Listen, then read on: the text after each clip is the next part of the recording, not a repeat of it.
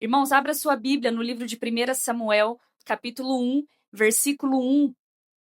Nós vamos ler 18 versículos, mas nós precisamos entender toda essa história. Talvez você já ouviu falar, talvez é a primeira vez que você está em uma igreja evangélica, você não conhece essa história, por isso que eu vejo a importância da gente ler tudo para entender o contexto. Esse mês nós estamos falando sobre família, e cada culto nós estamos tendo um tema a respeito de família.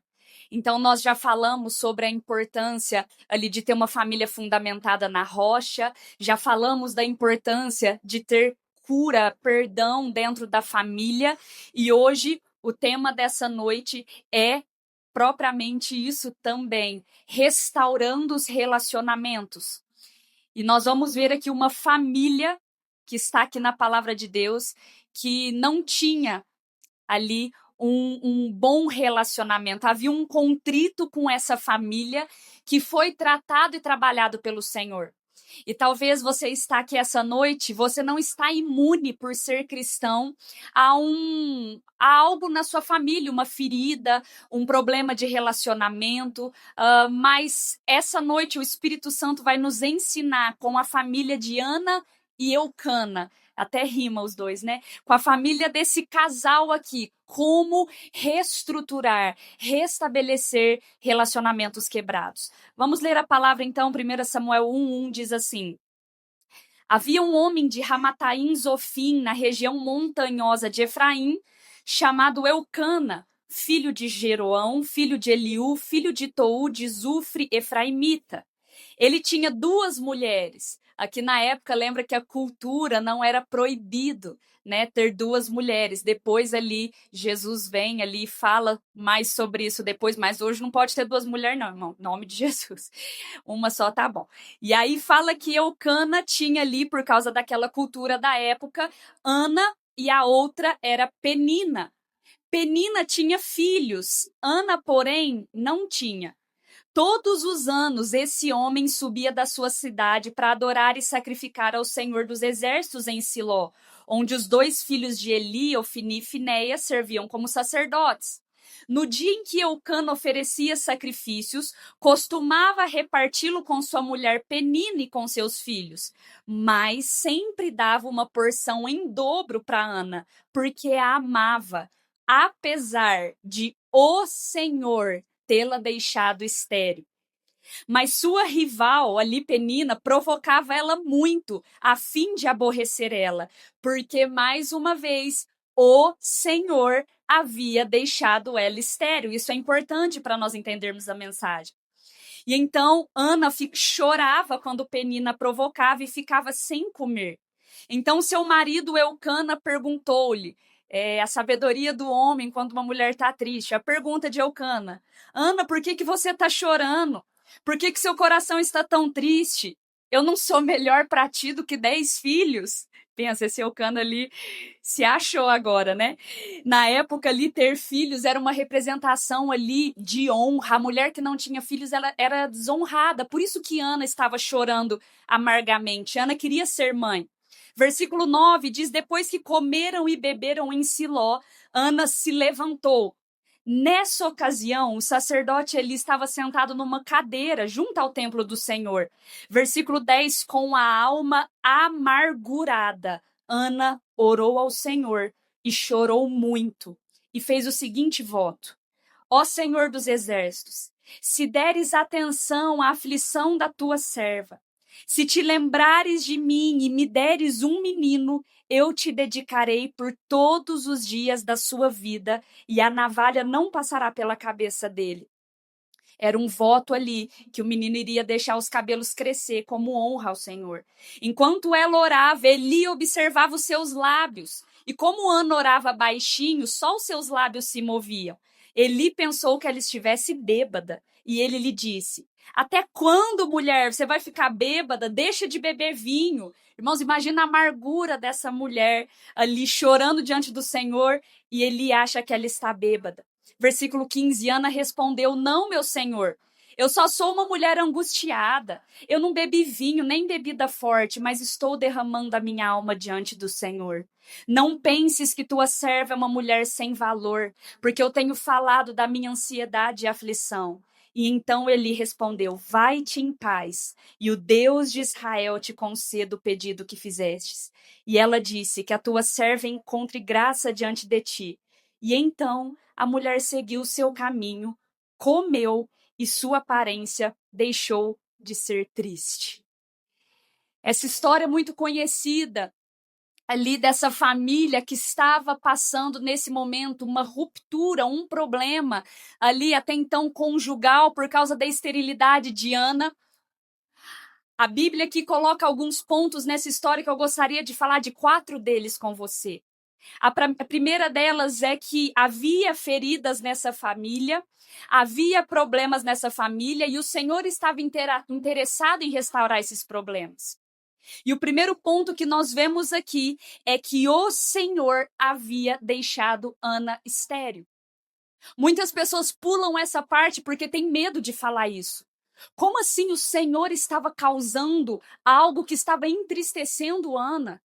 Como pode um Deus tão bom deixar com que Ana ali fosse estéril?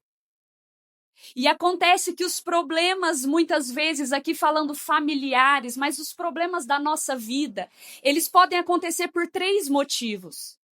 O primeiro deles, os problemas da nossa vida podem acontecer por uma colheita nossa. Como o pastor Wagner disse aqui, tudo que nós semearmos, nós vamos colher. Então, talvez rupturas num casamento, numa família, no seu emprego, no seu negócio, podem acontecer por causa de uma atitude sua, minha. Como assim? Se eu sou uma pessoa muitas vezes chata, ranzinza, ou vamos ir um pouquinho mais profundo, dentro de uma família, se um marido comete uma atitude de adultério dentro de um casamento e ali aquela mulher ou aquele homem se divorcia, há uma ruptura naquele relacionamento, aquilo muitas vezes não aconteceu por motivos externos, mas por uma semeadura errada que aquele cônjuge fez. Existem problemas, muitas vezes, se você não souber gerir sua empresa financeiramente e acontecer um problema ali de ruptura financeira, muitas vezes não é somente o inimigo, mas é uma semeadura nossa. O segundo lugar que os problemas na nossa vida e família podem acontecer está num âmbito, muitas vezes, espiritual, maligno. Muitas vezes ataques malignos vêm sobre a sua casa. De repente, numa sexta-feira está tudo bem, no sábado já está todo mundo brigando ali. Às vezes, dentro da sua vida mesmo, num dia você está bem, no outro dia você começa a receber pensamentos esquisitos, pensamentos de opressão, de desistência, desânimo.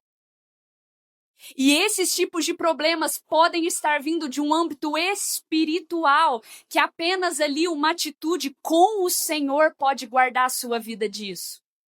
Mas existe um terceiro lugar em que as coisas às vezes não estão acontecendo da maneira que nós gostaríamos. Perceba que Deus não está relacionado com o adultério, Deus não está relacionado com o pecado do homem, mas pode acontecer algumas situações fora pecados que Deus permite que aconteça para que nós possamos, assim como Ana, estarmos preparados para que no momento que recebermos, ou até se Deus não quiser nos dar, Ele está exercendo a soberania dele sobre aquela situação. Para ficar mais fácil de entender, o que estava acontecendo aqui com Ana não era um problema dela. Nenhuma mulher deseja ser estéril. Ana não plantou isso na vida dela. Por um outro lado, não estava acontecendo um ataque espiritual maligno. A Bíblia diz que Eli levava toda a sua família para oferecer sacrifícios ao Senhor Jesus. Eles estavam sempre na presença de Deus. Não havia um ataque espiritual. Então, o terceiro lugar que poderia estar vindo aquele problema era uma permissão de Deus. Há situações na nossa vida, irmãos, que nós tratamos como natural o que é espiritual, tratamos como espiritual o que é natural, e muitas vezes tratamos como diabo aquilo que Deus está permitindo.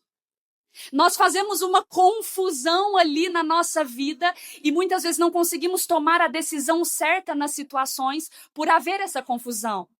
Se eu estou nesse lugar onde as coisas estão acontecendo por uma atitude minha, eu não tenho buscado a Deus, eu estou pecando, eu estou vacilando, eu preciso me consertar diante dele. Se for espiritual, coisas espirituais se lutam com armas espirituais, jejum, oração, busca da palavra. E quando Deus está permitindo, o que Ana faz?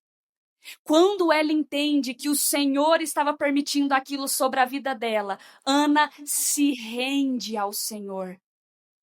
Se rende à vontade dele.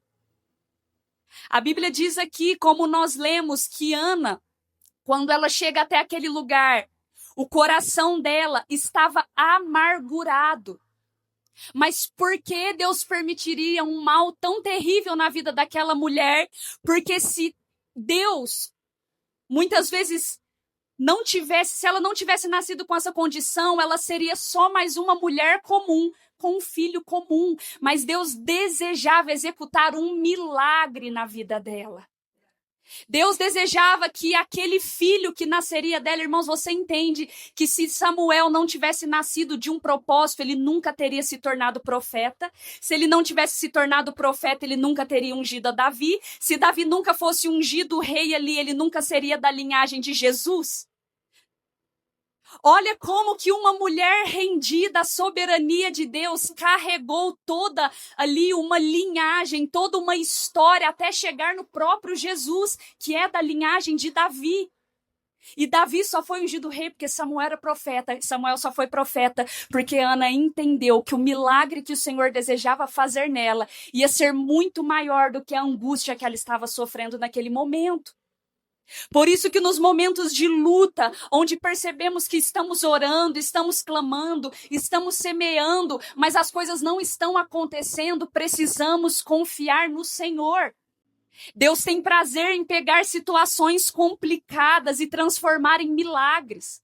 Deus tem prazer, esses dias para trás, o Ricardo e a Andriele, que estão aqui, trouxeram o testemunho do casamento deles. Deus tem prazer em pegar situações complicadas e transformar em exemplos, em milagres. Deus tem prazer em pegar a situação da sua família, se você, como Ana, se derramar diante dele e pegar essa situação, independente se foi um plantio seu, independente se foi uma batalha espiritual, ou independente se for a permissão de Deus, Deus tem o prazer de fazer isso se tornar um milagre. O que ele pede de nós, que nós aprendemos com Jó, com Ana, com cada um que passou por isso, se render ao Senhor Jesus sem reservas. É que quando nós entregamos uma situação difícil para Jesus, nós queremos que ele faça do jeito que nós queremos, da maneira que nós queremos, e se não for do jeitinho que nós quisermos, não precisa nem do milagre. Senhor, se o Senhor não executar assim, assim, assim, não é o Senhor. Mas esses homens, essas mulheres de Deus entenderam que nós precisamos entregar todos os relacionamentos feridos, frustrados ao Senhor, sem reservas nenhuma, amém? Ana, então, ali, não seria só mais uma mulher comum, com um filho comum. Às vezes a bênção na sua vida, na sua casa, vai demorar a chegar. Mas nesse tempo, deixa Deus te preparar, para que quando a bênção chegar, nós não nos corrompamos. Irmão, sabe por que Deus teve prazer? Eu penso Deus ouvindo aquela oração de Ana. Sabe por que eu acho que Deus teve o prazer de abençoá-la? Porque aquela mulher, antes da bênção chegar, ela já tinha devolvido ela para Deus. Antes de Samuel chegar, ela já tinha entregado Samuel para Deus. Ela não estava nem grávida ainda. E quando ela ora falando, Deus, se o Senhor me der um menino, ele vai servir ao Senhor todos os dias da vida dele no templo. E você conhece a história de Samuel. Ana, antes de pensar ali em ter o primeiro enjoo, ela já tinha entregado a bênção dela para Deus. Muitas vezes o que fazemos, por que não recebemos as bênçãos de Deus? Porque nós temos uma mentalidade reversa de Ana. Nós pensamos, Deus, se o Senhor me der, na hora que chegar eu te dou. Deus, na hora que eu receber essa promoção e eu estiver ganhando 15 mil, aí eu vou te dar. Ou então, Deus, na hora que acontecer essa bênção, aí eu vou começar a orar 2 horas por dia. A gente negocia com Deus como se a gente estivesse no Mercadão de São Paulo. Não, Deus, se o Senhor me dá 5, eu te dou 10. Não, Deus, se o Senhor me dá 10, aí eu te dou 15. Com Deus não se negocia. O que foi o propósito de Ana? A gente pode fazer propósito com Deus? Claro que pode, mas com o coração puro.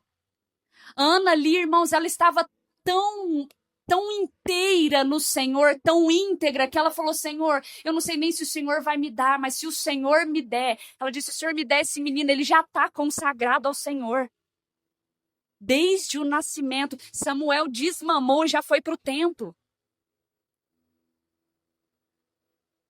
No versículo 10, o segundo ponto dessa mensagem que nós entendemos, aqui no versículo 10 diz que com a alma amargurada, Ana orou ao Senhor e chorou muito.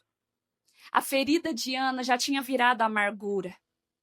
Aquela dor de provocação, às vezes você pode passar isso no seu emprego, na sua família. Isso fala também de relacionamentos quebrados, às vezes como um funcionário, às vezes com outro comerciante, enfim, você pode passar por provocações na sua vida dos seus próprios pais. Você como filho, jovem, às vezes seus pais não são cristãos, eles te provocam em algumas situações. Essa mulher tinha uma ferida tão profunda que virou amargura. A amargura, sabe, outra pessoa que passou por amargura na Bíblia foi Noemi.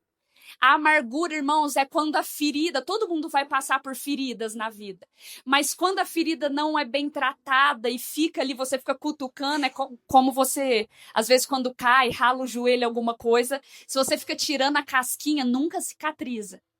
E a amargura é aquela casquinha da alma que você sempre fica cutucando e aquilo nunca cicatriza. É quando você senta com a pessoa e ela vai lembrar de coisa que aconteceu em 2010. É quando você vai conversar com alguém e ela fala: mas lembra lá em 2015 que você falou isso? Às vezes você nem lembra o que você almoçou ontem. Mas uma pessoa que está amargurada, ela sempre volta naquele lugar da dor, porque ela tem prazer naquele lugar. Sabia que é mais difícil você sair do lugar da dor do que você ficar lá? E quando Deus quer restaurar feridas, nós precisamos decidir sair desse lugar. É como quando você apaga todas as luzes da sua casa e você passa uma noite de sono deliciosa. E de repente de manhã você abre a janela de uma vez e entra aquela luz. A luz é boa, mas a luz no momento que você passou a noite inteira no escuro, ela vai doer. Por isso que para sair desse lugar precisa de uma atitude mais corajosa do que continuar ali. E Ana nos ensina nesse lugar, muitas vezes, que nós estamos de amargura, que nós possamos estar nesse lugar de remorso, de remoer aquilo que já passou. Ana nos ensina a solução. E aí aqui é que a gente aprende muito, que é o segundo ponto. Ana entrega a sua dor aos pés de Jesus e a ele somente. Você não vê Ana caindo aqui nos pés de Eucana para chorar? Você não vê Ana desesperando aqui com o sacerdote Eli? Quantas vezes nós nos desesperamos e uma vez Deus falou comigo ao meu coração, assim quando eu casei, ele disse: ok, o Samuel é seu esposo, ele precisa saber o que está acontecendo com você. Mas antes dele saber, eu preciso saber. E hoje, quando eu chego para trazer um problema para ele, eu já chego falando assim: ó, aconteceu isso, mas o Senhor já colocou a mão, eu orei, tá tudo bem, vamos para frente. Porque eu entendi com Ana que quando nós vamos lamentando as pessoas, e aqui, e ali, e aqui, e vai, e volta, a ferida é como se nós estivéssemos todo dia mexendo naquela casquinha, sendo que o único que tem o azeite de cura é o Senhor, amém? O único que tem esse poder, como a Bíblia diz, de derramar um bálsamo. Sabe o que é o bálsamo? O bálsamo ali era aquele medicamento usado, muitas vezes parecido com um azeite, para tratar feridas. Sabe quando você faz um machucado, ou então quando você queima a mão e você passa aquela pomada refrescante, o bálsamo vem, ele faz você fazer assim, ó. O Senhor tem o bálsamo. O Senhor é aquele que nos refrigera. Por isso que ele fala: vinde a mim, vocês que estão cansados. Irmãos, muitas vezes você é uma pessoa, às vezes você não é a pessoa que está com a ferida, mas você convive com alguém que está amargurado. Às vezes você convive com uma mãe que precisa tomar remédios depressivos para dormir. Às vezes você convive com uma esposa que sempre está com aquela amargura, reclamando e voltando em histórias antigas. Às vezes você tem filhos amargurados também com situações, enfim. Se você não é essa pessoa, mas convive com pessoas que estão assim, sabe qual que é a melhor coisa que você pode fazer por ela? Pegar na mão dela e colocar em você. Vamos que eu te ajudo. Você pode ser um apoio a essa pessoa, mas a melhor coisa que você pode fazer é levar ela até Jesus. É você como marido, sabe o que Eucana fez? Nós vamos ver no tópico 4, eu já estou caminhando para ele. Eucana pega Ana e faz ela ir ao Senhor. Eucana era um homem sábio. Nós muitas vezes tentamos levar as pessoas nas nossas costas. Porque hoje é muito fácil as pessoas sentirem a dor e quererem que você ajude como esposo, como família, e tá tudo bem, está certo isso. É normal a pessoa buscar uma ajuda psicológica e tá certo isso. Mas há um bálsamo que tira a amargura, que tira os problemas de relacionamento, que vem do Senhor. E a melhor coisa, como eu disse, que nós podemos fazer por essas pessoas que estão feridas é levar elas aonde vende esse bálsamo. Melhor dizendo, aonde é dado de graça esse bálsamo, que é nos pés de Jesus. E por outro lado, se você se encontra assim essa noite, se você percebe que tem feridas amargas na sua alma, é somente nos pés dele. É somente em Jesus que nós somos curados. Ana orou e a Bíblia diz que ela chorou muito. A Bíblia diz no livro de Salmos que o Senhor recolhe as nossas lágrimas em um odre. O Senhor se preocupa com o nosso choro. É como se ele recolhesse, anotasse cada lágrima que você derrama na presença dele. É tão preciosa a presença do Senhor Jesus. Por isso que, se nós vamos chorar para outras pessoas, muitas vezes vamos chegar em casa e a batalha vai continuar lá. Nós vamos desabafar, nós vamos chegar em casa, a luta vai estar lá. Você vai deitar a cabeça no seu travesseiro e mais uma vez a ferida vai estar lá batendo na porta.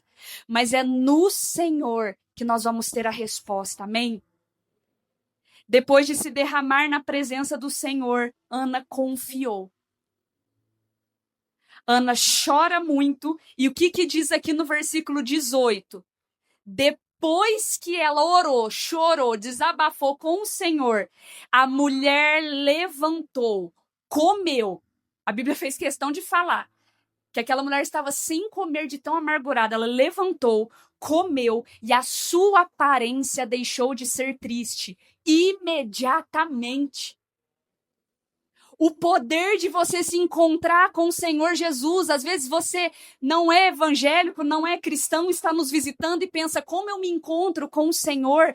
É você se achegar a Ele da maneira que você está, dizendo, Senhor, assim como uma conversa, Senhor, olha o jeito que eu estou. Senhor, olha a ferida na minha alma. Senhor, eu ainda tenho raiva de fulano. Senhor, eu ainda tenho problemas na minha família. Tenho relacionamentos quebrados. Senhor, me restaura.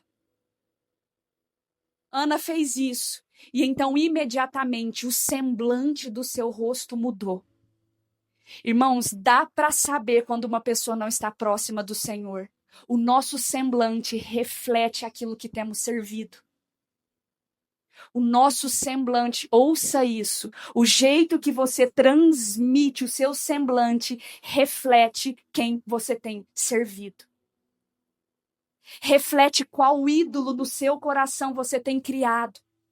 Nós somos uma pessoa que só tem reclamado o dia inteiro. Irmãos, não tem como estar próximos do Senhor e vivermos 24 horas em murmuração. Alguma coisa está em desordem, alguma coisa está fora do lugar. Não tem como vivermos na dor. Tem como nós passarmos por ela, com certeza. Sempre vamos ter um lugar de dor. Sempre vamos ter um momento que vamos sofrer.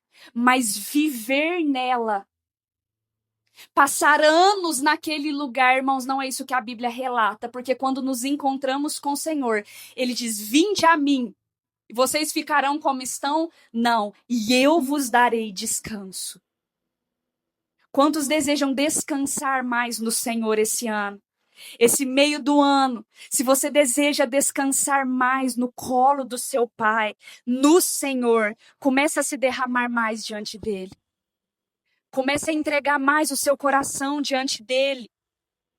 No ponto 3, já aqui, a família, ela precisa estar unida em ouvir a voz do Senhor.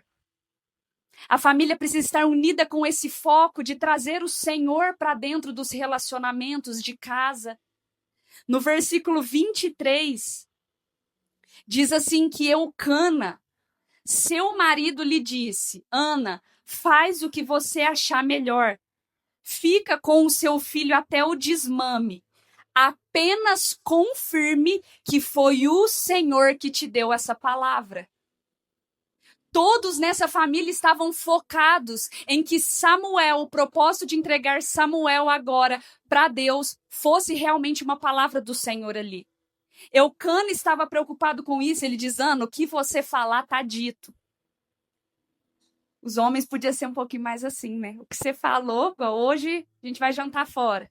Falou, tá dito.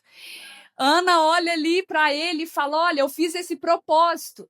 Eucana vira para ela e falou: você falou, meu amor, tá dito. Só tome cuidado com algo. Tenha certeza que essa palavra veio do Senhor. A família unida em todos ouvirem a voz do Senhor. Irmãos, a mulher não pode buscar Jesus ali, muitas vezes só, e o homem fala: minha esposa já está orando, já está bom, já. Ou então o filho fala: eu tô aqui dentro de casa orando, deixa minha mãe para lá. A família é importante, a família estar unida em ouvir a voz do Senhor. A não ser que seus pais ainda não conheçam Jesus, a não ser que seus familiares não conheçam Jesus, mas se você tem ali um irmão, um pai, uma mãe cristão, se una para buscar a presença de Deus naquela família. Se você está sozinho, eu tenho uma boa notícia: você tem o Espírito Santo de Deus com você, amém? Que está interessado também em restaurar a sua família. Nós precisamos estar atentos à voz do Senhor. E eu encerro com o ponto 4. Que Ana dedicou a bênção ao Senhor e o adorou. Capítulo 2 é conhecido como Cântico de Ana. Depois você pode ler esse capítulo, ele é lindo. Ana faz uma música para Deus. Gente, é uma das canções mais lindas, depois da canção de Moisés, eu acho que é uma das canções mais lindas da Bíblia. Ana exalta o Senhor. Aqui ela já mudou de uma mulher amargurada para uma mulher que começa a sua canção assim: o meu coração se alegra no Senhor. O Senhor transformou, não só deu um milagre, mas sarou a ferida daquela mulher. Porque ela buscou no lugar certo. O nosso problema é muitas vezes não dar glória a Deus pela bênção que chega. Ana aqui entendeu que Samuel era o propósito, mas não era dela. Ainda que o Senhor a tinha dado aquele milagre, ela devolve aquilo ao Senhor. Ela entrega Samuel ali para o Senhor por toda a vida dele, para ela sempre lembrar quem que a tinha abençoado. Quando o Senhor conceder, e eu creio, irmãos, que esse ano, se você buscar no Senhor, Ele há de conceder os desejos, os milagres que você tem buscado, amém? Se você tem buscado isso do Senhor, não se esqueça de quem te abençoou. Não se esqueça, quando a bênção chegar na sua mão, não se esqueça de quem te abençoou. Todos os anos, Ana ia se encontrar com Samuel, levava-lhe túnicas para ele, se encontrava com ele, mas ela ia embora da casa dela, se lembrando que o propósito que ela fez com Deus era que aquele menino ia servir toda a vida dele. Ana nunca se esqueceu do Deus que tinha abençoado. Quando a bênção vier, irmãos, não some da igreja, não. Quando a bênção vier, não fique sem tempo para orar, não. Quando a bênção chegar, não fale: Senhor, o Senhor me abençoou tanto que agora eu vou dar uma sumida. De tanto que eu estou abençoada, agora eu estou muito ocupado. Nunca se esqueça do Deus que te abençoou, amém? Nós vamos